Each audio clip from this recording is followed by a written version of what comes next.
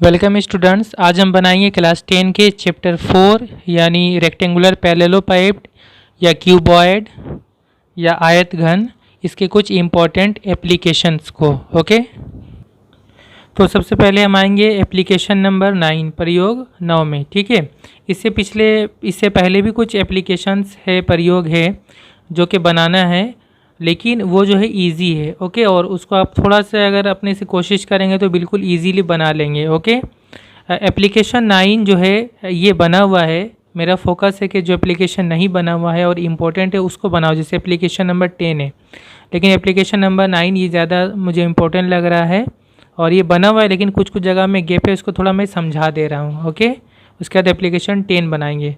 तो एप्लीकेशन 9 में क्या है, बोला है a cuboidal room has its length, breadth and height as A, B and C unit respectively।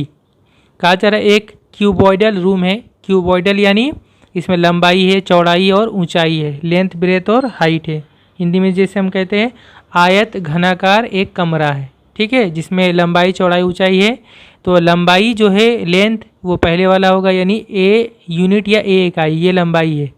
Breath यानी चौड़ाई क्या है उसका, बी यूनिट यानी बी इकाई, और हाइट उसका ऊंचाई कितना है, सी यूनिट या सी इकाई या एकक। ठीक है, इसके साथ क्या दिया हुआ है, if A plus B plus C equal to 25 units and A B plus B C plus C equal to 240.5 units, ये दोनों का वैल्यू दिया हुआ है, मान।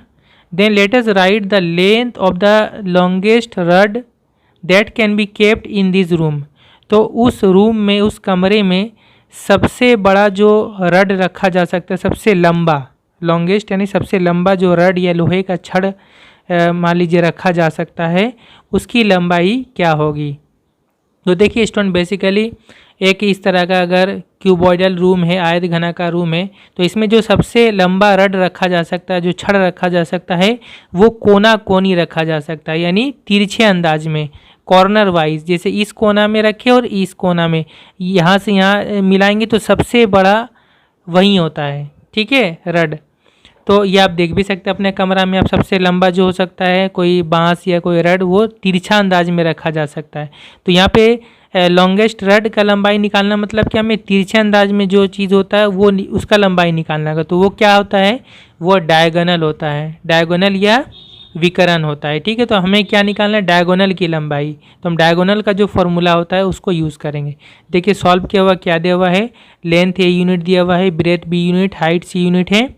ठीक है, अब यहाँ पर बोल रहा है the longest rod that can be kept in the room equal to the length of the diagonal of the room. जो मैंने अभी बताया, सबसे लंबा रड या छड़ जो रखा जा सकता है कमरे में, बराबर क्या होगा उसका लंबाई, रूम के डायगोनल की लंबाई, रूम के विकर्ण की लंबाई। ठीक है, और डायगोनल का फॉर्मूला क्या होता है एक क्यूबॉइड का, root over a square plus B square plus C square.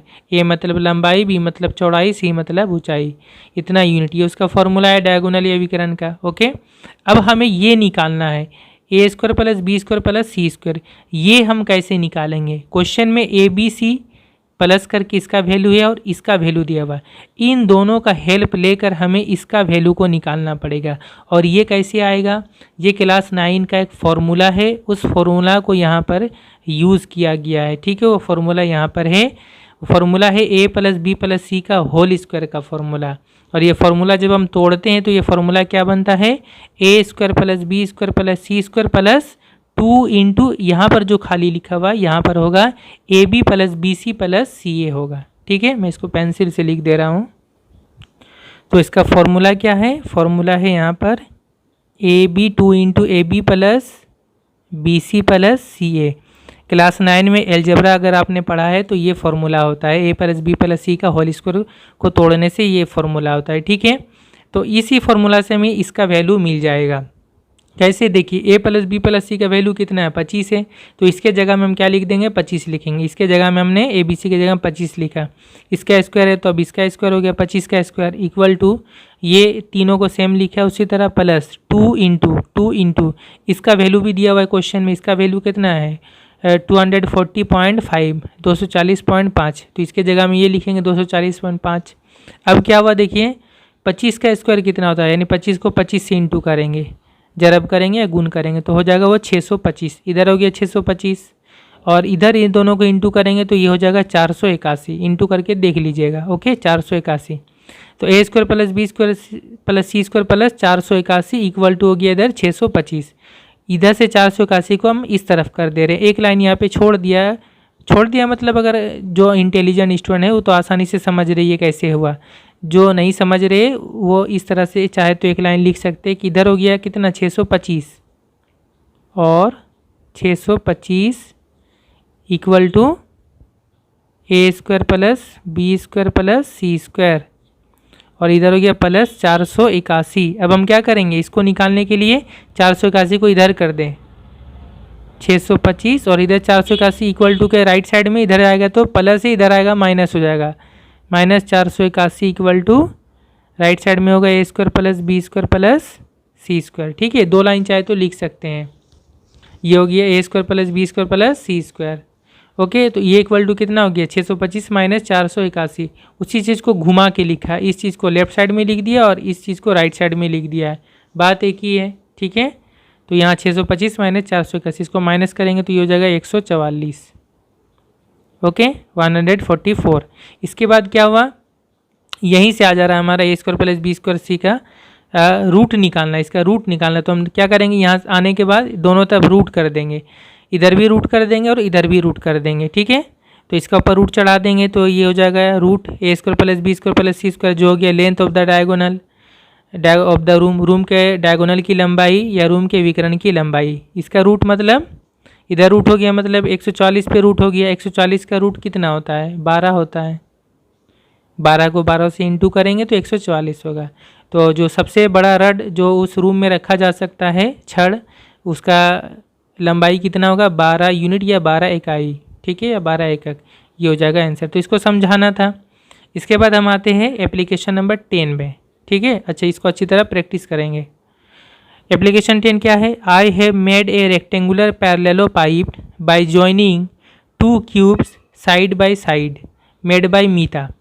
कहा जा रहा है मीता ने 2 क्यूब बनाया है। क्यूब यानी जिसमें लंबाई चौड़ाई ऊंचाई तीनों सेम होता है, उसको हम लोग क्यूब बोलते हैं या घन बोलते हैं हिंदी में। तो 2 क्यूब जो मीता ने बनाया था या 2 घन, उन दोनों क्यूब को, और दोनों सेम क्यूब है। ठीक है, दोनों सेम क्यूब को हमने साइड बाय साइड जोड़ दिया, सामने सामने एक साथ जोड़ दिया।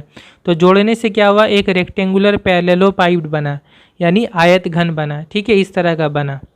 ओके, और दोनों क्यूब का जो लंबाई है यहाँ बोला है whose edge is 8 centimetre in length. दोनों जो क्यूब है, दोनों क्यूब सेम है, एक जैसा है।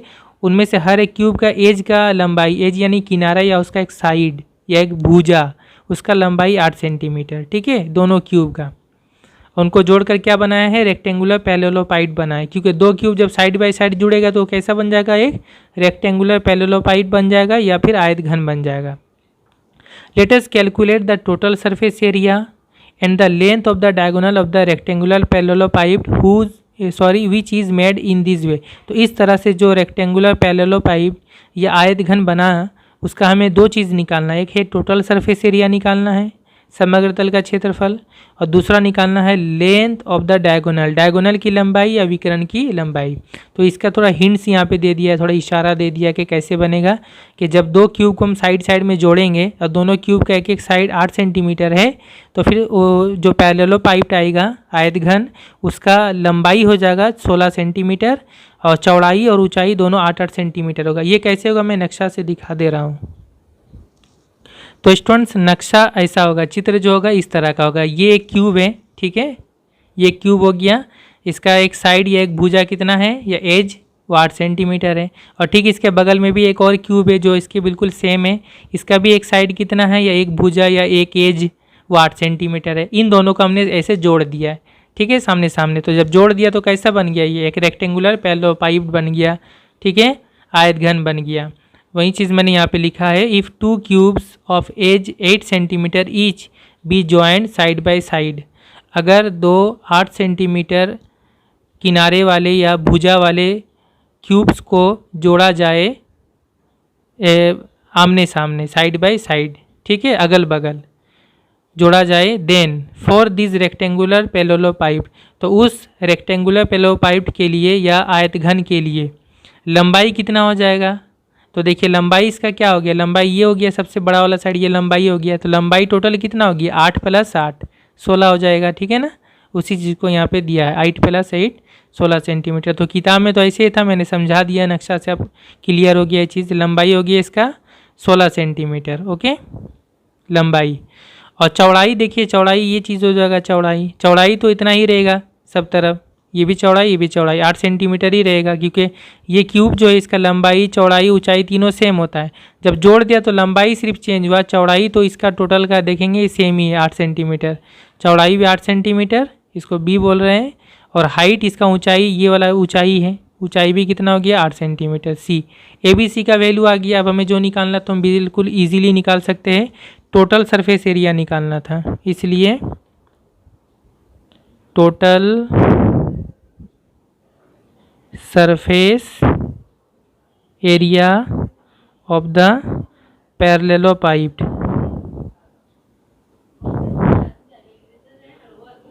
ठीक है। रेक्टेंगुलर पैरेललोपाइड भी पूरा लिख लें, रेक्टेंगुलर पैरेललोपाइड आयत घन का टोटल सरफेस एरिया या समग्र तल का क्षेत्रफल। तो टोटल सरफेस एरिया का फॉर्मूला क्या होता है, ये आप चैप्टर 4 का जो है, जो मैंने वीडियोस बना दिए हैं उसके पहला वीडियो में देखेंगे, तो इंट्रोडक्शन में उसी में मैंने तमाम फार्मूले वगैरह बता दिए हैं, ठीक है।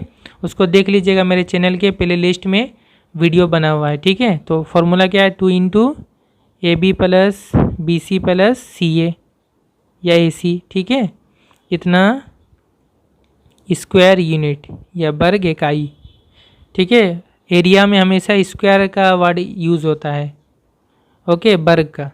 अब वैल्यू पुट कर दे, 2 × A मतलब कितना, A मतलब 16 यहाँ पे इंटू होगा, इंटू B मतलब हो गया 8 प्लस B मतलब 8 इंटू हो जाएगा C मतलब भी 8 प्लस C मतलब हो गया 8 इंटू A मतलब हो गया 16, इतना स्क्वायर यूनिट या वर्ग इकाई। अब ये देखिए कितना हो गया, 2 × इसको इंटू करेंगे तो ये कितना हो गया, 16 × 8 = 8 × 6 = 48 4 8 × 8 = 12 128 प्लस 8 × 8 = 64 प्लस 16 8 ये भी कितना हो गया 128, ओके। ये तीनों को जोड़े ले, 128 प्लस 128 प्लस 64, ये दोनों को तीनों को जोड़ लेंगे, यहाँ 2 यहाँ पे इंटू है, इंटू ये तीनों को जोड़ के आ गया 320, इतना स्क्वायर यूनिट। ये दोनों इंटू कर ले तो ये कितना हो गया 640 इंटू करके, इतना स्क्वायर यूनिट या वर्ग का। ये तो हो गया एक आंसर। दूसरा में कहा है डायगोनल का लंबाई निकालना है, एंड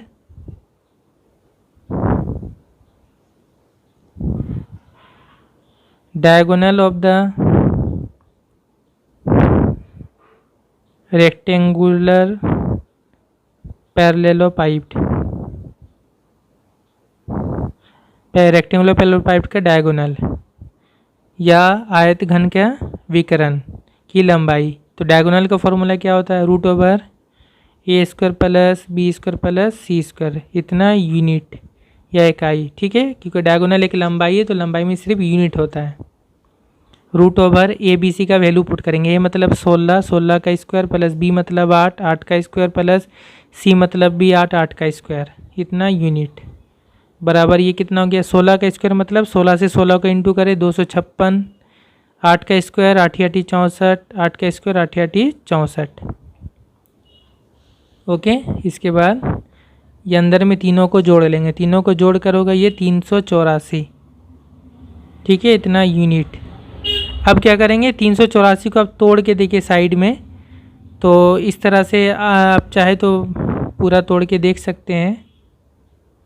तो ये 2 से कटेगा, 2 से काट लें, इसलिए तोड़ रहा हूँ क्योंकि तोड़ने से क्या होगा कि कुछ जो है नंबर बाहर आ जाएगा, रूट से बाहर आ जाएगा। तो 2 से करें, 2 × 1 = 2, 1 × 18, 2 × 9 = 18, 2 × 2 = 4, फिर 2 से करें, 2 × 9 = 18, 19, 1 × 12, 2 × 6 = 12, फिर 2 से करें, 2 × 4 = 8, 1 × 16, 2 × 8 = 16, 2 से करें 24 × 2 = 48, 2 से 12, 2 से 6, 2 से 3, ठीक है, ये आ गया।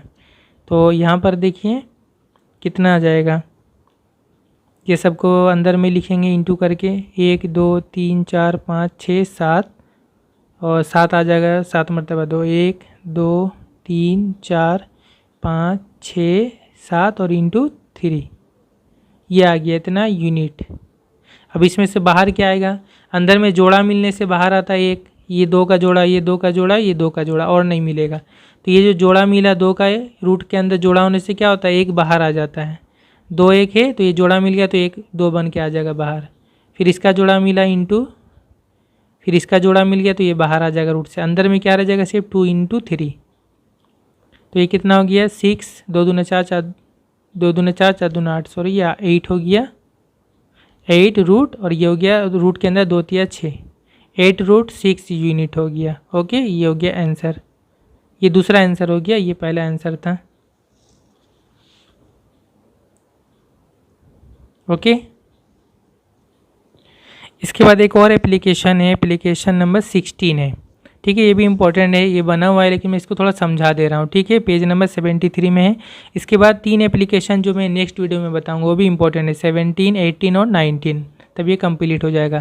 तो एप्लीकेशन 16 क्या है, प्रयोग 16, if the area of one surface of cube be 4 times more than that of another cube. कहा जा रहा है एक क्यूब है, एक घन है, उसका एक सरफेस का एरिया, ठीक है, एक सरफेस यानी सिर्फ एक तल का एरिया जो है एक दूसरे क्यूब अनदर क्यूब, दूसरे क्यूब या दूसरे घन के एक सरफेस के एरिया से, एक तल के एरिया से 4 टाइम से यानी 4 गुना है। ठीक है, 4 टाइम्स यानी 4 गुना है। Then how many times will be the volume of the first cube than that of the second cube. तो पहले वाले क्यूब का जो वॉल्यूम या आयतन है वो दूसरे वाले क्यूब या घन के वॉल्यूम या आयतन से कितना ज़्यादा है, कितना गुना है। हाउ मैनी टाइम्स यानी कितना गुना, ये हमें कैलकुलेट करके पता करना है। ठीक है, तो देखिए हम यहाँ पे क्या कर रहे हैं, मान ले रहे हैं let the length of one edge of first cube be x unit. मान लिया जो पहला क्यूब है उसका एक एज का लंबाई यानी एक किनारा या एक साइड या एक भुजा की लंबाई हम मानते हैं x यूनिट, x इकाई। ठीक है, and the length of the one edge of second cube be y unit. और जो दूसरा क्यूब है, दूसरे क्यूब का एक किनारा का लंबाई या एक भुजा या एक साइड का लंबाई हम मानते हैं y यूनिट। ओके, अब देखिए यहाँ ये चीज़ समझना आपको, एक सरफेस का एरिया, एक सरफेस क्यूब में कितना सरफेस होता है, एक घन में कितना सरफेस या कितना तल होता है। सरफेस यानी जिसको हम ऊपर नीचे जो छू रहे उसका साई कितना तरफ है उसका चेहरा। तो क्यूब में टोटल 6 सरफेस होता है, ऊपर नीचे दाएं बाएं आगे पीछे, जो एक एक हम देख रहे हैं एक एक स्क्वायर का जैसा जो है, जैसे कि यहीं पे नक्शा है ये चीज़, ये एक सामने आप देख रहे हैं ऐसा स्क्वायर है या फिर वर्ग है, तो ये हो गया एक सरफेस। इसी तरह पीछे में है 2, इधर है 3, राइट साइड में 4, ऊपर है 5, नीचे एक 6, तो इसी को हम एक सरफेस बोल रहे हैं। ठीक है, तो एक सरफेस का एरिया कितना होगा, area of one surface of first cube, पहले क्यूब के एक सरफेस का एरिया, एक तल का क्षेत्रफल कितना होगा। तो एक सरफेस जो है क्यूब का वो कैसा है देखने में, एक स्क्वायर है, एक वर्ग है, और स्क्वायर का एरिया क्या होता है, स्क्वायर का एरिया जो साइड होता है साइड का स्क्वायर होता है, जो भुजा होता है उसका स्क्वायर होता है। तो यहाँ पे साइड हमने पहला क्यूब का x माना है, तो x का स्क्वायर कर देने से ही एक सरफेस का एरिया आ जाएगा। ठीक है, ये क्लियर समझ में आ रहा है। एक सरफेस का एरिया मतलब एक साइड जो है सिर्फ उसका स्क्वायर करने से ही एरिया आ जाएगा। ओके, तो एक्स स्क्वायर हो गया पहले एक साइड का एरिया, एक सरफेस का एरिया, एक तल का क्षेत्रफल, और दूसरे क्यूब का एक सरफेस का area, area of one surface of second cube, दूसरे क्यूब या घन के एक सरफेस या एक तल का एरिया या क्षेत्रफल, वो कितना होगा, इसका हमने y यूनिट मानाया है, उसका साइड या भुजा, तो इसका हो जाएगा y स्क्वायर यूनिट। ठीक है, अब according to the given condition, जो क्वेश्चन में दिया है क्या है कि पहले वाले क्यूब के एक सरफेस का एरिया या एक तल का क्षेत्रफल जो है दूसरे वाले क्यूब के एक सरफेस के एरिया से 4 गुना है। तो पहले वाले क्यूब का एक सरफेस का एरिया या एक तल का क्षेत्रफल एक्स स्क्वायर है, दूसरे वाले क्यूब के एक सरफेस का या एक तल का एरिया या क्षेत्रफल वाई स्क्वायर है। तो ये वाला इससे 4 गुना है, तो उसको इक्वल करने के लिए हमें क्या करना होगा, ये 4 गुना कम है वाई स्क्वायर, तो इसमें 4 इंटू करना पड़ेगा, तब जाके दोनों इक्वल होगा। क्योंकि हमें मैथ में इक्वल करके रिलेशन दिखाना पड़ता है। तो एक्स स्क्वायर ज़्यादा है, वाई स्क्वायर कम है। वाई स्क्वायर कितना कम है? 4 गुना कम है। तो बराबर करने के लिए इसको 4 से इंटू करना होगा, जो कम होता है उसमें इंटू करना पड़ता है, तब जाके इक्वल टू लिखेंगे ऐसा, ठीक है। देयरफॉर यहाँ से हम क्या किए, दोनों तरफ रूट कर दें, या फिर इसका स्क्वायर को हटाएंगे तो क्या होगा, इधर रूट चले जाएगा, हमें पता है स्क्वायर हटाने से रूट आ जाता है। तो एक्स बराबर कितना हो जाएगा, √4 वाई स्क्वायर हो जाएगा। रूट एक्स बराबर क्या हो जाएगा, √4 वाई स्क्वायर हो जाएगा। और साथ में क्या होगा, रूट हटाने से क्या होता है, इधर प्लस माइनस होता है, हमें पता है प्लस माइनस, और 4 का √2 होता है, वाई स्क्वायर का रूट होने से स्क्वायर हट जाता है, तो वाई हो जाएगा। ओके, तो एक्स का वैल्यू क्या आ गया, +-2y। लेकिन एक्स और वाई ये दोनों लंबाई है, एक साइड का लंबाई है, एक भुजा की लंबाई है, और लंबाई कभी भी माइनस नहीं होता है, नेगेटिव नहीं होता, इसलिए यहाँ पे हमने नेगेटिव, चूँकि x not equal to -2y। क्यों? क्योंकि x नेगेटिव नहीं हो सकता, माइनस नहीं हो सकता, क्योंकि ये लंबाई है, ठीक है। इसलिए हमने कौन सा वैल्यू लिया, x का 2 वैल्यू में से प्लस वाला वैल्यू लिया, इसलिए यहाँ लिखा है चूँकि x equal to 2y plus, यहाँ कुछ नहीं मतलब प्लस, ठीक है। तो ये समझ में आ गया, क्लियर। उसके बाद दोनों क्यूब का हमने वॉल्यूम का रेशियो देखना है, किसका वॉल्यूम ज़्यादा या कम है, तो उसके लिए भी हम क्या करें, बटा में करके देख लेंगे। वॉल्यूम ऑफ फर्स्ट क्यूब, पहले वाले क्यूब का वॉल्यूम या पहले वाले घन का आयतन, बटा दूसरे वाले क्यूब का वॉल्यूम या दूसरे वाले घन का आयतन। तो पहले वाले क्यूब का वॉल्यूम का फॉर्मूला क्या होता है, साइड का होल क्यूब। तो पहले वाले का साइड x है तो x का क्यूब, और दूसरे वाले का साइड या भुजा y है तो y क्यूब। ये दोनों बराबर कितना होगा, तो x मतलब क्या है, x मतलब 2y, तो x की जगह में यहाँ हमने 2y लिख दिया, तो 2y का होल क्यूब, और नीचे y क्यूब उसी तरह रहने दिया। फिर 2y का होल क्यूब कितना होगा, 2 का क्यूब 8 होता है, और y का क्यूब y क्यूब। दोनों को y में क्यों लेके आए, क्योंकि y कैंसिल हो जाएगा, इसीलिए y कैंसिल हो गया, इक्वल टू 8, ठीक है। तो अब इसको हम इधर इंटू कर दे रहे, ये बटा है इधर जाएगा तो 8 से इंटू हो जाएगा। तो volume of first cube equal to 8 into ये नीचे वाला, ठीक है, 8 into volume of second cube. इसका मतलब ही क्या हो रहा है, पहले क्यूब का वॉल्यूम बराबर 8 इंटू दूसरे क्यूब का वॉल्यूम, मतलब ये छोटा है, ये सेकेंड क्यूब का जो वॉल्यूम है ये कम है, पहले वाले क्यूब का वॉल्यूम दूसरे वाले क्यूब के वॉल्यूम से 8 गुना ज़्यादा है, ठीक है, क्योंकि 8 हम सेकेंड वाले में इंटू कर रहे हैं। ओके, तो वही चीज़ यहाँ पे लिखा हुआ है, volume of first cube is 8 times then that of the second cube. पहले वाले क्यूब का वॉल्यूम दूसरे वाले क्यूब के वॉल्यूम से 8 गुना ज़्यादा है, पहले घन का आयतन दूसरे घन के आयतन से 8 गुना ज़्यादा है, ठीक है। तो ये क्लियर हो गया, उम्मीद करता हूँ। वीडियोस को अच्छे लगते हो तो वीडियोस को आप लाइक करें और अपने दूसरे दोस्तों के साथ भी शेयर कर दें। ओके, नेक्स्ट वीडियो में फिर एप्लीकेशन 17, 18 और 19 बनाऊँगा। Thank you very much. और स्टूडेंट, जो मैंने अभी बनाया है एप्लीकेशन नंबर 10, उसका मैं PDF फाइल बनाकर भी नीचे डिस्क्रिप्शन में दे दूँगा, आप उसको डाउनलोड करके भी रख सकते हैं।